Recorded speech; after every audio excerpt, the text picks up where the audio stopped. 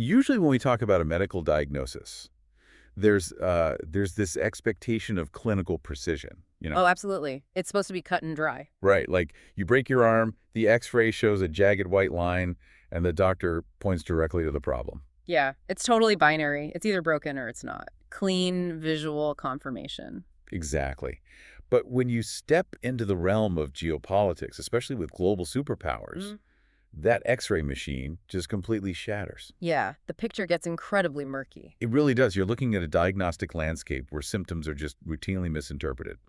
So today, our mission for this deep dive is to cut through that fog and decode the actual DNA of China's political and institutional foundations. And we have some really fascinating source material to help us do that. We do. We're pulling from a deeply revealing transcript of a panel hosted by the Hudson Institute, which features Miles Yu and Stanford scholar Dr. Chenggang Zhu. Two really incredible minds on this topic. For sure. But before we get into the weeds, we do need to set some ground rules. Always a good idea. Yeah. So, the source material we are unpacking today delves into some highly sensitive, politically charged territory regarding global superpowers and governance. Right. It's a very hot-button issue. So we want to be clear, neither of us here are taking sides, and we are not endorsing any specific viewpoints or policy positions. No, not at all. Our sole job today is to impartially unpack, explain, and just analyze the mechanics of the arguments presented by the scholars in this original panel. We're basically just dissecting the architecture of their argument, looking at the historical blueprints they've laid out for you. Exactly, just breaking down the ideas. Okay, let's unpack this. Before we can actually understand how China operates today, we have to look at the grand misdiagnosis the West has historically applied to it. Right, we were talking about faulty x-rays earlier. Exactly. For decades, the West looked at China and saw a very specific trajectory based on something called modernization theory. Yeah, and the underlying logic of modernization is actually quite seductive. Seductive how? Well, around the turn of the 21st century, Western political scientists and economists looked at places like South Korea, or specifically Taiwan. Okay. And Taiwan, prior to 1988, was governed by a pretty strict authoritarian regime. But as they integrated into global trade, built up a manufacturing base, and grew a robust middle class, the population started demanding political rights. Ah, I see. And eventually, Taiwan transitioned into a democratic capitalist society. So the assumption was that capitalism is basically this magical conveyor belt to democracy. Yeah. You introduce free trade, people get wealthier, and they just naturally throw off autocratic rule. Exactly. The West took that template and superimposed it right onto China. Governments, multinational corporations, academics, they all bought into this deeply held belief that by bringing China into the World Trade Organization, democratization was just inevitable. But according to this panel, that was a massive mistake. A fatal conceptual error, honestly. Dr. Zhu argues it's rooted in a fundamental mislabeling of the Chinese system. The West consistently categorized China as authoritarian. But Dr. Yu insists it is, and always has been, fundamentally totalitarian. Wait, okay. I hear authoritarian and totalitarian thrown around all the time, usually just as synonyms for, like, a bad dictatorship. Yeah, they get conflated constantly. But Dr. Yu treats them as entirely different species of governance. So what is the actual mechanical difference between the two? It really comes down to scale and ownership. In an authoritarian regime, you have a dictator who monopolizes political power. Right? Sure, they jail dissidents, censor the press, all that. Exactly. But they don't have the capacity or even the desire to control every single granular aspect of society. They just want to stay in charge. Right. An authoritarian dictator might threaten your life if you oppose them politically, but they generally leave the economic machinery alone. You could start a business, attend a church, pass your private property down to your kids without the state breathing down your neck. They care about staying in power, not micromanaging the local bakery. Spot on. Totalitarianism, however, is a system where the ruling party seize absolute control over all means of production, all property, and all social life. Literally everything. Everything. And Dr. Yu points out this really crucial structural detail. The Chinese Communist Party, the CCP, does not function like a traditional political party. How so? Like compared to parties in the US or Europe? Right. In the West, parties exist in a competitive ecosystem. Even in authoritarian states, you might have military factions or oligarchs pushing back against the ruler. There's some push and pull. But the CCP allows zero outside organizations to exist independently. And this is key. It enforces a strict ban on any internal political factions. Forming a faction inside the party is a literal crime against the party line. So to use an analogy, it's like the West thought they were dealing with a strict landlord. Okay, I like this. You know, authoritarian landlord who has crazy rules might barge into your apartment unannounced, but might eventually loosen up if you just keep paying the rent and improving the property. Right. But what this panel is saying is that the West is dealing with a system that claims literal ownership of the building, the furniture, the tenants' careers, and like the very air inside the apartment. That visualizes the disconnect perfectly. Because the West believed they were dealing with a strict landlord, they tried to negotiate using standard free market logic and diplomacy. They expected the landlord to eventually sell them the building. Exactly, but they fundamentally misread the situation. But if totalitarianism is so absolute and honestly so alien to basic human desires for autonomy, how did this concept take root in China in the first place? I mean, it didn't just organically sprout out of the soil. No, it was an implant. And Dr. Yu uses the concepts of path dependence and institutional genes to explain this. Institutional genes. Yeah. Soviet-style totalitarianism was an external shock implanted into China by the Bolsheviks starting around the 1920s and 30s. Right. The Soviet Union actually helped establish a Soviet republic within China's borders early on. But wait, when you transplant a foreign organ into a body, the immune system usually attacks it. Why didn't the Chinese cultural immune system reject this Soviet implant? Well, what's fascinating here is that the Chinese body politic already possessed the genetic markers necessary to accept this specific transplant. Oh, wow. Okay, how does he break that down? Dr. Su breaks the Bolshevik institutional genes into 3 distinct elements: the Tsarist imperial system, secretive or terrorist political organizations, and the Russian Orthodox Church. So an empire, a secret society, and a religion. Exactly. Now, cross-reference that with China's indigenous history. China already had a 2,000-year history of a highly centralized, absolute imperial system. Okay, so that perfectly matches the first gene. Yep. They also had a deeply ingrained tradition of secretive, underground political societies that formed during times of dynastic collapse. Which matches the second gene. So structurally, the blueprint was already sitting there just waiting to be activated. You got it. The only missing piece of the puzzle was the orthodoxy. The religion part. Right. The sweeping, religious-like ideological zeal that justifies absolute control. The Soviets supplied that missing gene through an organization called the Comintern. The Comintern. What was that exactly? It was essentially the international missionary agency of the Soviet Union. They sent agents and funding into China in the 1920s to find early communist sympathizers and actively train them. Political missionaries? Precisely. And they didn't just teach them Marxist economics. They taught them the mechanics of mass incitement, how to build underground cellular structures, and how to utilize propaganda with the kind of absolute unquestioning faith originally rooted in the Russian Orthodox Church. Wow. They weaponized faith and applied it to political ideology. Yes, they did. Yeah. And because China already shared the imperial and secret society genes, this new Soviet orthodoxy grafted onto the culture seamlessly. It was a perfect match. It really was. Dr. Zhuz actually notes that the Soviets attempted the exact same Comintern strategy in Germany after World War I, but it completely failed. Because German society didn't possess those underlying imperial and secretive genes. Exactly. It just didn't take. Okay. I understand the structural hardware argument. It explains the mechanics of how the party was built. But I have to push back a little on this idea that it's just about historical overlap. Sure, go ahead. I mean, you can force a system on a population with guns and secret police, but to make it last for nearly a century, doesn't it need to appeal to the population on a deeper emotional or philosophical level? Yeah. Especially during those early years when they were fighting for control. That is a great point, and you are hitting on the ideological software that made this regime so potent. The software, right. Marxism-Leninism wasn't presented merely as a set of administrative rules. It was presented as a utopian ideology. You have to view this through the eyes of a Chinese citizen in the late 19th and early 20th century. Things were pretty bad back then, right? Catastrophic.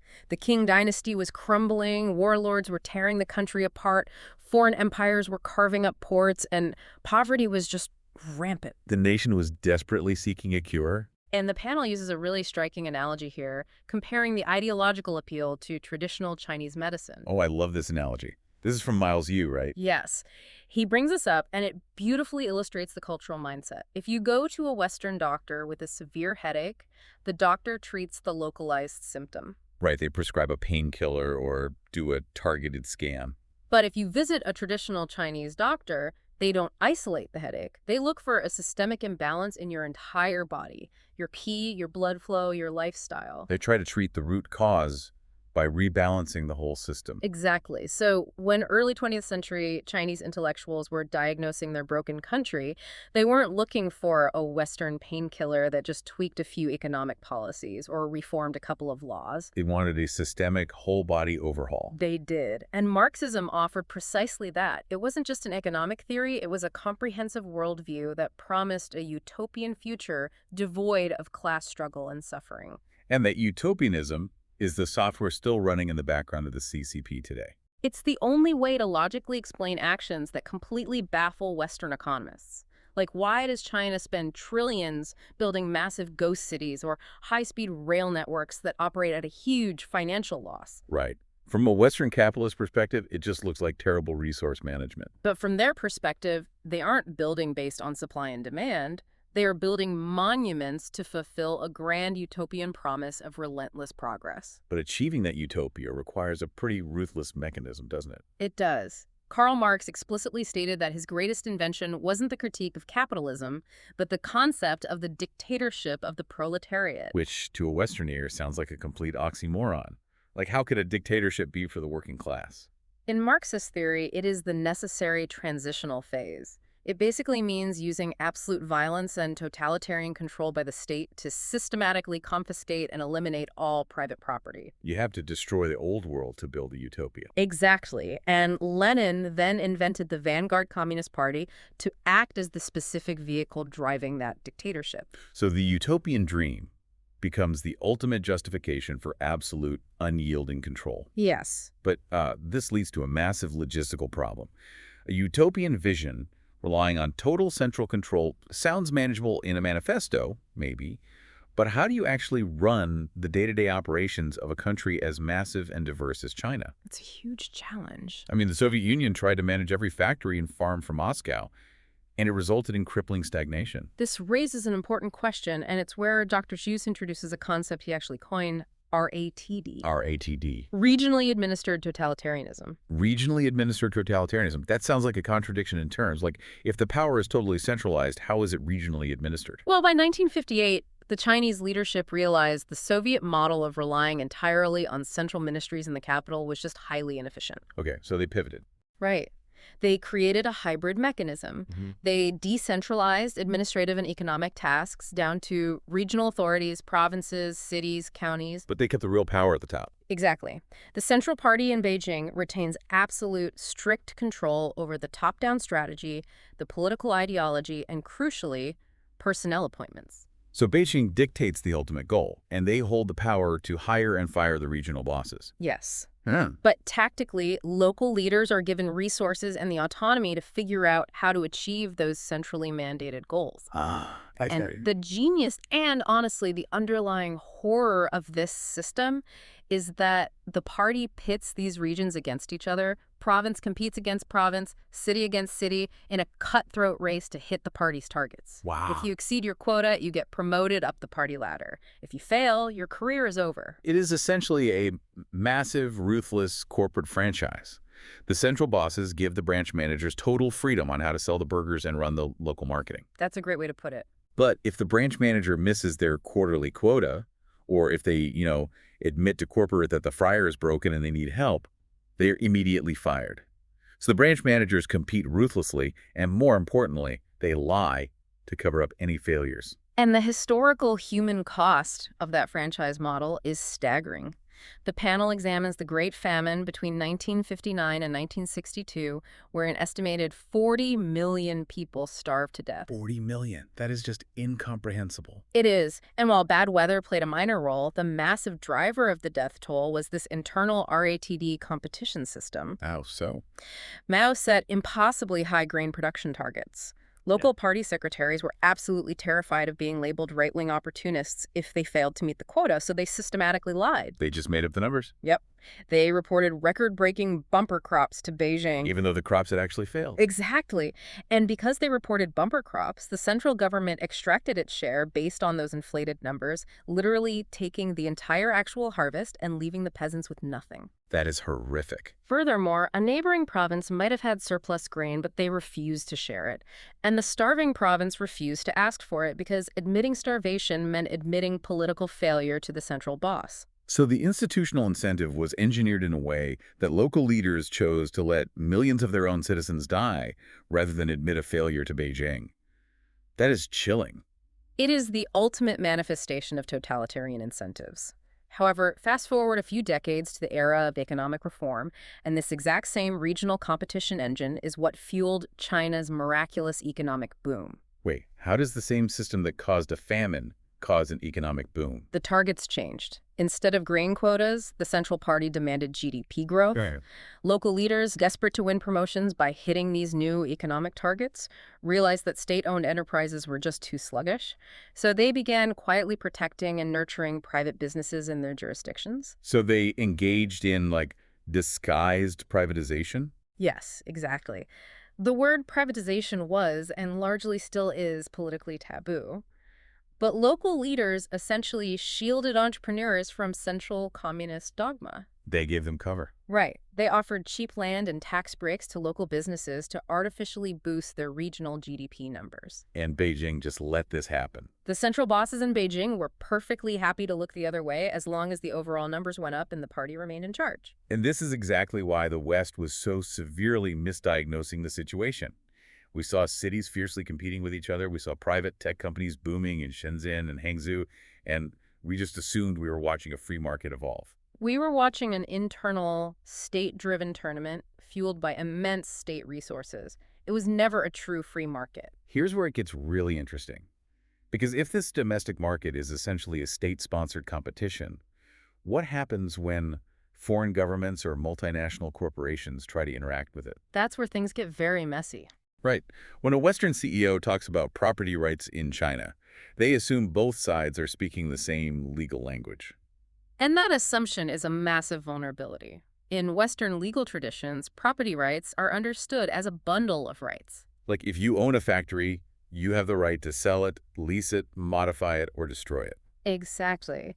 But Dr. Xu argues that in the Chinese totalitarian system, there is only one definition of property that actually matters: ultimate control rights. Meaning who holds the ultimate trump card over the asset? Yes. Because the Chinese constitution explicitly dictates that the CCP leads everything in the country, the party is the ultimate non-negotiable owner of all assets on Chinese soil. Period. Period. On paper, there might be private owners, shareholders, and standard corporate structures. But practically, if the party decides it wants to redirect, absorb, or destroy an asset, the paper owner has zero legal recourse. And the panel brings up the dramatic downfall of Jack Ma to illustrate They that. do. It's the perfect example. Because Jack Ma was the founder of Alibaba, essentially the Jeff Bezos of China, one of the richest, most globally recognized billionaires on the planet. He built a massive empire, and he was on the verge of launching the Ant Group IPO in 2020, which was slated to be the largest initial public offering in world history. So what happened? He gave a single speech mildly criticizing state-owned banks and financial regulators. Oh, wow. Just one speech. Just one. And within days, the Central Party flexed its ultimate control rights. The IPO was vaporized, his companies were restructured under state supervision, and Jack Ma virtually vanished from public life. That is wild. He believed he possessed a Western bundle of rights over his creation. The party reminded him that he was merely operating on their land. If a titan with that much wealth and global influence can be instantly neutralized, then every foreign corporation building factories or sharing technology in China is operating under a profound delusion about who actually owns their investments. But when you realize that even billionaires are essentially just tenant farmers on party land, you have to ask how this philosophy of absolute internal control translates when China interacts with the rest of the world. Like, how does this DNA project outward? It projects outward through a grand geopolitical strategy known as the United Front. The United Front. And the panel notes an interesting historical detail here. The United Front concept was originally invented by Lenin, not Mao, though Mao famously utilized it as a core pillar of his strategy. So how does the United Front actually operate in practice? It is fundamentally a strategy of entanglement and co-optation rather than direct conflict. The goal of the United Front is to use everyone, foreign governments, Western universities, multinational corporations, and international institutions, as instruments to gradually expand the CCP's influence. So you don't conquer your adversary by declaring war? No, you form alliances with them, you offer them access to your massive market, you fund their research, you make their supply chains entirely reliant on your factories. You slowly wrap them in a web of dependency until you can dictate their behavior without ever firing a shot. That's it. It is institutional subversion through economic gravity. And this maps perfectly onto China's massive global infrastructure program, the Belt and Road Initiative. To a casual observer, it just looks like China is generously building ports, highways, and telecommunications networks in developing countries. But the panel explains the Belt and Road Initiative through the lens of Lenin's weakest link theory, combined with Mao's military strategy of encircling the city from the countryside. Oh, that's interesting. Lenin argued that a global revolution shouldn't start by attacking the strongest, most fortified capitalist powers like the United States or Western Europe. You start at the periphery. You identify the weak links. Exactly. You find the weak links in the developing world where institutions are fragile and infrastructure is desperately needed. You capture the global countryside first. Precisely.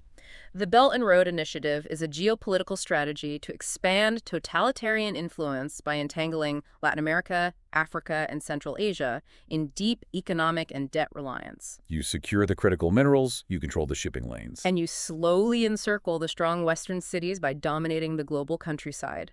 It is a highly patient, expansionary creep driven by the exact same institutional genes that secured power domestically. Wow. If we connect this to the bigger picture, the essential takeaway from this Hudson Institute panel is that you simply cannot understand China by looking at its modern surface. Not at all. You can't look at the gleaming skyscrapers in Shanghai, the cutting-edge electric vehicles, or the bustling tech sector and just assume the underlying operating system is compatible with London, Tokyo, or New York. Right. Beneath the veneer of modern commerce is an unyielding totalitarian DNA. A system that masterfully utilizes regionally administered totalitarianism to generate wealth, and a global united front to project influence, all while maintaining absolute centralized control over every asset, every company, and every narrative. That sums it up perfectly. So what does this all mean for you?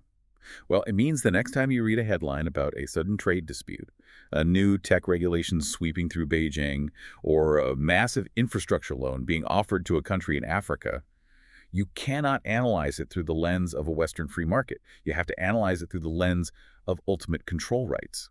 It's a completely different paradigm. It really is. But I want to leave you with a final thought to chew on, something that builds on this incredible historical source material. The panel emphasizes that this entire totalitarian system relies on absolute, centralized control of all assets, information, and property. It requires the central boss to hold all the cards and monitor all the data. Right. But as we barrel into the future, how will a regime built on 20th century institutional genes of total centralization handle 21st century technologies that are fundamentally decentralized? That is the million-dollar question. Think about blockchain architecture, peer-to-peer crypto networks, or localized open source AI models that run on individual devices rather than massive central servers. Will these new borderless technologies act as a fatal antibody to the totalitarian genes, forcing the system to eventually crack under the weight of distributed information? Or will they just adapt? Exactly. Will the CCP's institutional DNA simply mutate, finding a way to absorb and weaponize decentralization itself to maintain ultimate control over its population? It is a diagnostic puzzle that doesn't have a clean X-ray just yet. No, it definitely doesn't. But it is a technological and political conclusion we are all going to have to watch incredibly closely. Thank you so much for joining us on this deep dive. Keep questioning the systems around you, and we will catch you next time.